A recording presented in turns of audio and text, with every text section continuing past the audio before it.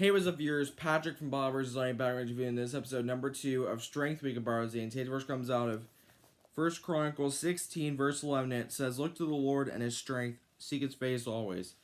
And that's what that verse means to this morning. Let's get right into it. It's time for our church recap, and we're going to start in 2 Chronicles 7:14. And here's what the verse says.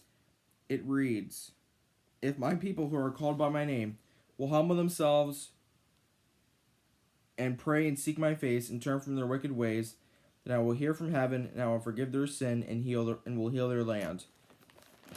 In Ephesians 6 verse 12, here is what it says. It says in Ephesians 6 verse 12, here it is. "For our struggle is not against flesh and blood, but against the rulers, against the authorities, against the powers of this dark world, and against the spiritual forces of evil in the heavenly realms." And that's all for the verse portion. And now we're going to get to the sermon from yesterday.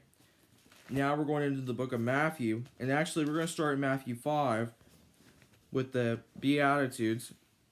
And in Matthew 5, starting at verse 3, here's what it says. "Blessed are the poor in spirit, for theirs is the kingdom of heaven.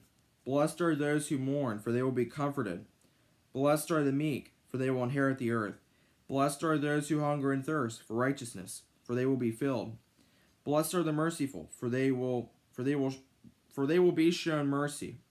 Blessed are the pure in heart, for they will see God. Blessed are the peacemakers, for they will be called children of God. Blessed are those who are persecuted because of righteousness, for theirs is the kingdom of heaven." Now verse 11 and verse 12, it says, "Blessed are you when people insult you, persecute you, and falsely say all kinds of evil against you because of me. Rejoice and be glad, because great is your reward in heaven, for in the same way they persecuted the prophet who were before you." And finally, Matthew 7, and in verse 21, here's what it says. "Not everyone who says to me, 'Lord, Lord,' will enter the kingdom of heaven, but only the one who does the will of my Father who is in heaven." Verse 22. "Many will say to me on that day, 'Lord, Lord, did we not prophesy in your name, and in your name drive out demons, and in your name perform many miracles?' Verse 23. "Then I will tell them plainly, 'I never knew you. Away from me, you evildoers.'" And also verse 24, which says, "Therefore everyone who hears these words of mine and puts them into practice is like a wise man who built his house on the rock." Verse 25, it says, "The rain came down, the streams rose, and the winds blew and beat against that house, yet it did not fall because it had its foundation on the rock." Verse 26, it says, "But everyone who hears these words of mine and does not put them into practice is like a foolish man who built his house on sand." And finally, verse 27, it says, "The rain came down, the streams rose, and the winds blew and beat against that house, and it fell with a great crash."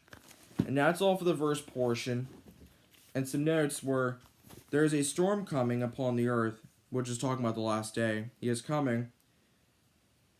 Basically, the meek in Matthew 5, verse 5, is talking about the powerless. And also the goal is to understand each other. That's something to do with the marriage that Rob talked about yesterday. And basically in an argument. And the verse of today, in Isaiah 26:3, it says, "You will keep in perfect peace those whose minds are steadfast, because they trust in you." And that's going to do it for the video. Thanks for watching. Until next time we meet again, viewers, in every way, God's way is always the best way.